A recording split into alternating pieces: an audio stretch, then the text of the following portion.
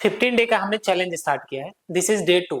Day 1 जिसने जिसने नहीं देखा जाकर वीडियो लिंक पर क्लिक करो, चैनल पर क्लिक करना है, डे 1 का वीडियो मिल जाएगा। उसमें मैंने कॉम्प्रिहेंसिवली सिलेबस का एनालिसिस किया था।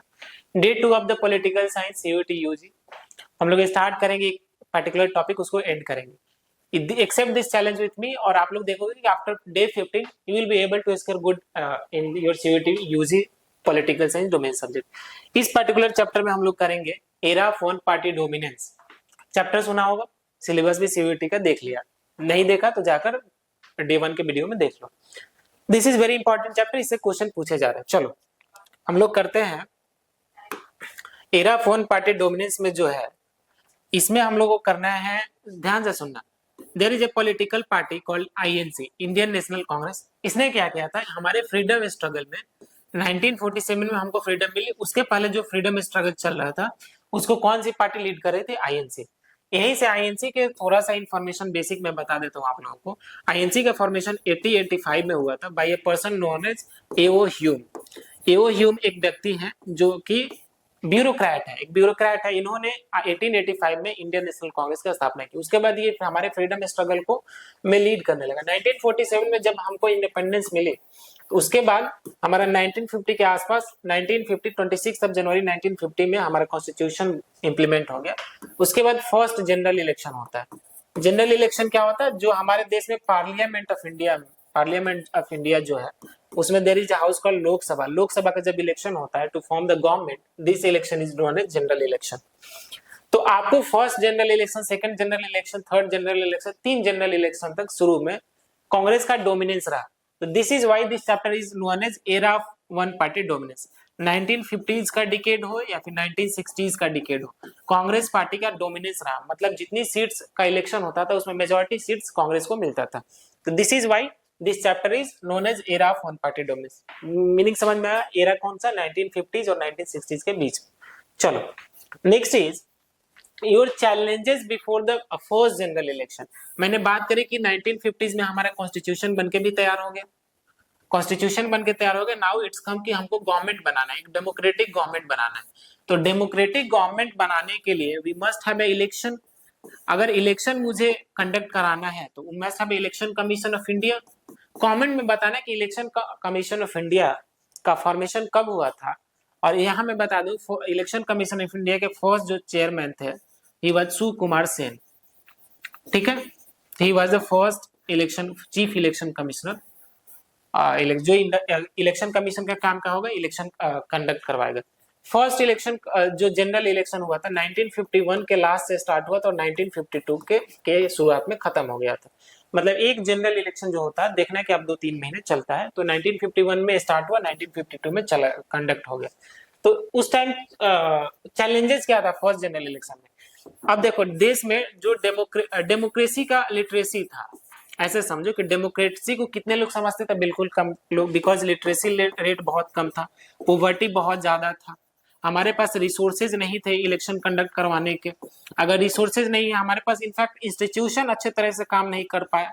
इलेक्शन कमीशन ऑफ इंडिया हो गया या फिर अदर इंस्टीट्यूशन जो इलेक्शन से रिलेटेड है, उनके पास रिसोर्स ही नहीं है, तो फेयर इलेक्शन कैसे करवाएंगे?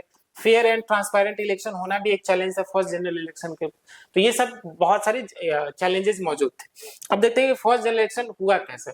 डिस्पाइट ऑफ ऑल चैलेंजेस 1951 से लेकर 1952 में, 1951 के लास्ट में 52 में फर्स्ट हमारा जनरल इलेक्शन होता है। फर्स्ट जनरल इलेक्शन जो होता है उसमें 364 सीट्स मिलता है कांग्रेस को, याद रख लेना। 64 सीट्स किसको मिलता है? इंडियन नेशनल कांग्रेस को। और 16 सीट मिलेगा आपको कम्युनिस्ट पार्टी ऑफ इंडिया को। क्वेश्चन पूछा जा सकता है कि फर्स्ट जनरल इलेक्शन में अपोजिशन पार्टी कौन थी? तो this was the communist party of India, जिसको 16 सीट मिला। नोट डाउन कर लो, ठीक है। फर्स्ट जनरल इलेक्शन हो गया। अब प्राइम मिनिस्टर कौन बनेगा? कांग्रेस जीता है तो प्राइम मिनिस्टर बनेंगे हमारे जवाहरलाल नेहरू साहब ji. He was the first prime minister of India. ठीक है, जवाहरलाल नेहरू प्राइम मिनिस्टर बन गए। अब देखो नेक्स्ट हमारा जो टॉपिक है कि कांग्रेस का डोमिनेंस का नेचर कैसे रहा। मतलब मैंने बताया कि 1950 से लेकर 1960s के डिकेड में, 60-70 के बीच का जो पीरियड है, कांग्रेस का बहुत ज्यादा डोमिनेंस है। शुरू के 3 जनरल इलेक्शन में कांग्रेस को बहुत भर के सीट मिलेगा। तो इसका नेचर कैसा रहा? अगर मैं कांग्रेस की आइडियोलॉजी की बात करूं तो इस आइडियोलॉजी में एक पार्टिकुलर सेगमेंट नहीं है, इसमें मार्जिनलाइज सेक्शन, सोकल दलित आइडियोलॉजीज जो है ये भी कांग्रेस में रिप्रेजेंटेड है, सेकुलर आइडियोलॉजी भी कांग्रेस में है। इनफैक्ट जो इंडस्ट्रियलिस्ट, जो कैपिटलिस्ट थे उस टाइम के, they were also supporting the INC. तो ये सारे विचारधारा, सारी आइडियोलॉजीज कांग्रेस के अंदर थी। दैट्स व्हाई कांग्रेस का जो डोमिनेंस रहा इनिशियल पीरियड में बहुत ज्यादा रहा। ठीक है, reason for Congress dominance again वही आपको क्या करना है, because different ideologies were under the Congress, जितनी आइडियोलॉजी पॉसिबल है सब कांग्रेस के अंदर थी। That's why Congress were dominating. और क्या रीजन हो सकता है, एक तो था कि डिफरेंट आइडियोलॉजी, दूसरा रीजन हो सकता है कि जो इसके जो लीडर थे, the leader who were leading the INC were intellectual, बहुत पढ़े लिखे थे, most of them were good lawyers, बहुत अच्छे एडवोकेट थे, और in fact they have charismatic personality. Charismatic personality का मीनिंग क्या होता है कि they have influence over the other people, लोगों में उनका इन्फ्लुएंस बहुत ज्यादा था। तीसरा कारण क्या हो सकता है कांग्रेस का डोमिनेंस का, तीसरा कारण हो सकता है कि इनिशियल फेज में गवर्नमेंट चूंकि फ्रीडम स्ट्रगल को लीड कर रहा था तो लोगों के में इसका क्रेडिबिलिटी बना हुआ था। चौथा कारण क्या हो सकता है, लॉजिक से सोचो कि अगर कांग्रेस इतने 1885 में इसका फॉर्मेशन हो गया, तो 1885 से लेकर 1947 तक इसको बहुत अच्छा टाइम मिल गया, जिसमें कांग्रेस का स्ट्रक्चर बहुत अच्छा बन गया। मतलब at national level, at state level, at district level, at in fact block level, village level, पूरा deep rooted, rural area and urban area दोनों में डीप रूटेड हो गया कांग्रेस का बिकॉज ऑफ स्ट्रक्चर। तो ये कुछ रीजन थे जिसके कारण इनिशियली कांग्रेस का डोमिनेंस बहुत ज्यादा रहा। ठीक है, नेक्स्ट आपका टॉपिक है इमरजेंस ऑफ अपोजिशन पार्टीज। ध्यान से सुनना, अपोजिशन पार्टीज कौन कौन सी है। तो पहला मैंने बोला कि फर्स्ट जनरल इलेक्शन में अपोजिशन पार्टी कौन सी होगी, कम्युनिस्ट पार्टी ऑफ इंडिया। इसका एस्टेब्लिशमेंट कब होगा, 1925 में। किसके द्वारा किया जाएगा, तो there is a person called MN. Roy. MN. Roy इसका एस्टेब्लिशमेंट करेंगे, और फर्स्ट जनरल इलेक्शन में इसका ये एक अपोजिशन पार्टी के रूप में इमर्ज होगा। इसको 16 सीट्स मिलेगा। ठीक है, 16 सीट्स मिलेगा। अब इसके कुछ लीडर का नाम बता दिया, एम.एन. रॉय। ठीक है, अब देखो ये इंडिया के किस कॉर्नर में इनका डोमिनेंस सबसे ज्यादा रहेगा, तो साउथ इंडिया में रहेगा, देयर इज वेस्ट बंगाल में भी कुछ रीजन। तो नेक्स्ट आपका इंपॉर्टेंट पार्टी आता है जिसका नाम है भारतीय जनसंघ। भारतीय जनसंघ, ठीक है, भारतीय जनसंघ। भारतीय जनसंघ के फाउंडर कौन है, श्यामा प्रसाद मुखर्जी। श्यामा प्रसाद मुखर्जी। ठीक है, and next important political opposition party है, नाम बस लिख लो, दैट्स इंपॉर्टेंट फॉर यू।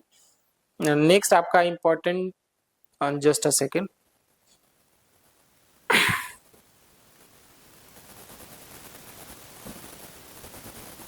चलो, socialist party and Swatantra party. Socialist party and Swatantra party, ध्यान से सुनना। अभी मैंने 4 पॉलिटिकल पार्टी का नाम लिया, सीपीआई मैंने करा दिया, भारतीय जनसंघ, भारतीय जनसंघ के फाउंडर है श्यामा प्रसाद मुखर्जी। और ध्यान से सुनना, अभी जो पार्टी है भारतीय जनता पार्टी, बीजेपी, ये किस पार्टी से टूट कर बनी है, भारतीय जनसंघ से। बीजेपी का फॉर्मेशन कब हुआ, 1980 में। ठीक है, जो अभी रूलिंग पार्टी है ये भारतीय जनसंघ से निकली हुई पार्टी है। सोशलिस्ट पार्टी क्या है, सोशलिस्ट पार्टी कांग्रेस से निकली हुई पार्टी है। ठीक है, स्वतंत्रता party again is an important party जिसका बाद में चल के कोलिशन गवर्नमेंट में बहुत ज्यादा रोल होगा। ठीक है, चलो, तो ये 4 मेन इंपॉर्टेंट अपोजिशन पार्टी है जिसको आप लोगों को ध्यान में रखना है। नेक्स्ट है इलेक्टोरल सक्सेस ऑफ कांग्रेस। मैंने बोला कि फर्स्ट जनरल इलेक्शन 1952 में कंप्लीट हुआ, फर्स्ट 5 साल का चलेगा 1957 तक। 1957 में फिर सेकंड जनरल इलेक्शन हो जाएगा, 1957 से चलेगा 5 साल जोड़ 3 साल, और 1962, फिर 1962 से क्या होगा, ध्यान से सुना, 1962 से लेकर 5 साल जोड़ोगे 1967। तो ये जो first general election, second general election, third general election है, इसमें कांग्रेस को भर भर के सीट मिलेगा। बट जब थर्ड जनरल इलेक्शन हो जाता है तो 1964 में ही नेहरू जी का डेथ हो जाता है। उसके बाद बनते हैं बताना सेकंड प्राइम मिनिस्टर कौन थे, कमेंट में आप सबको बताना। ठीक है, मैं हिंट्स दे देता हूं कि उन्होंने एक नारा दिया था, जय जवान जय किसान का। ठीक है, चलो, तो ये 3 जनरल इलेक्शन में कांग्रेस पार्टी का डोमिनेंस मेंटेन रहता है। नेक्स्ट इंपॉर्टेंट स्लाइड है कांग्रेस आफ्टर नेहरू। 1964 में डेथ हो जाता है, इसके बाद प्राइम मिनिस्टर बनते हैं, आप सभी को बताना है। उसके बाद इनके डेथ के बाद Indira Gandhi will be third prime minister, और बहुत दिनों तक इंदिरा गांधी का डोमिनेंस रहा है। फिर इंदिरा गांधी का भी डेथ हो जाएगा, फिर कौन आएंगे? इंदिरा गांधी का डेथ नहीं हुआ था, एसेसिनेशन हुआ था, ठीक है, इनको गोली मार दी गई थी। फिर आएंगे इनके बेटे राजीव गांधी जी, राजीव गांधी जी का भी एसेसिनेशन हो जाएगा। उसके बाद का पीरियड जो है डिफरेंट डिफरेंट कोलिशन पार्टी से मिलकर सरकार चलेगी। तो इस चैप्टर में आप लोगों को इतना ही करना है। अब ये डे 2 का वीडियो है, ठीक है, डे 2 में इतना ही करना है, आपको पीवाईक्यू सॉल्व करना है। अगर आपको मॉक टेस्ट लगाना है, सी ये नॉलेज वाला पार्ट हो गया। आपको अगर सीयूईटी में स्कोर करना है तो first is knowledge, second is exam में परफॉर्मेंस, और एग्जाम में परफॉर्मेंस के लिए आपको क्या करना होगा? मॉक टेस्ट लगाना होगा। मॉक टेस्ट क्या है भाई साहब? जो टेस्ट देते हैं हम लोग उसी को मॉक टेस्ट बोलते हैं। आपको क्या करना है? बेस्ट सर्च करना है BSST प्ले स्टोर पर, वहां से आपको लॉग इन कर लेना है, इनरोल कर लेना है, फिर आप वहां से मॉक टेस्ट ले सकते हो। मॉक टेस्ट कैसा होगा? ये सीबीटी मोड में मॉक टेस्ट होगा। सीबीटी क्या होता है? कंप्यूटर बेस्ड टेस्ट, जो कि आपका सीयूईटी 2025 का एग्जाम है, वो कंप्लीटली सीबीटी मोड में ही होगा। तो सीबीटी मोड में का फायदा ये है कि आपको एक्चुअल एग्जाम में कैसे एग्जाम देना है बिल्कुल पता चल जाएगा। इनफैक्ट मेजोरिटी ऑफ बच्चे का डाउट हमारे पास ये आता है कि मुझे सीबीटी में कैसे एक्चुअल एग्जाम देना है। जैसे वहां सेव एंड नेक्स्ट होता है, कुछ बच्चों को पता ही नहीं कि सेव एंड नेक्स्ट क्या कैसे करना होता है, आगे कैसे प्रोसीड करना होता है, किस कलर का क्या मीनिंग होता है। तो एक्चुअल एग्जाम से पहले भर भर की गलतियां कर लो, सीख लो, और एक्चुअल एग्जाम में जाके आपको फाइनली परफॉर्म करना है। तो मॉक टेस्ट दे देना, ठीक है। स्टे ट्यून्ड, 15 दिन का चैलेंज एक्सेप्ट करो, हम लोग कुछ बड़ा कर रहे हैं, ठीक है, चलो।